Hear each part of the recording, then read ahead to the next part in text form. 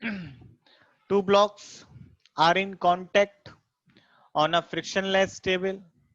One has small m mass and the other has 2m mass. A force capital F is applied on 2m as shown in the figure. Now the same force F is applied on the right on m. In the two cases respectively, the ratio of force of contact between the two blocks will be. कह रहे कि पहले case में contact force कितना है, दूसरे case में contact force कितना है.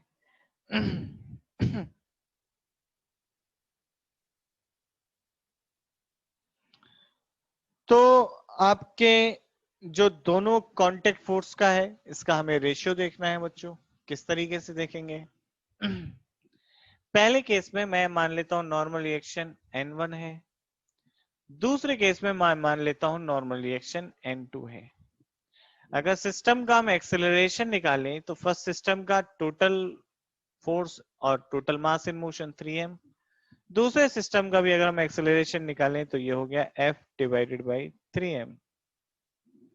अब आप देखें कि m को कौन चला रहा है, स्मॉल m को नॉर्मल रिएक्शन चला रही है.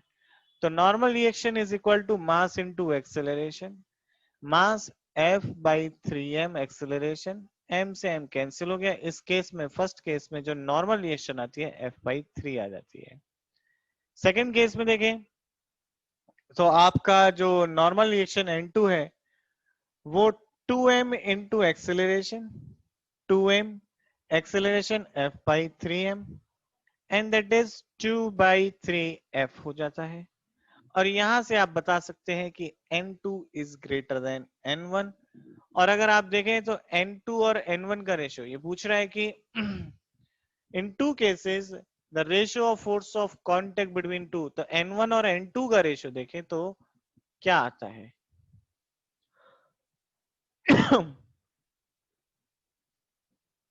तो ऑप्शन यहां से बी बच्चों हो जाता है करेक्ट.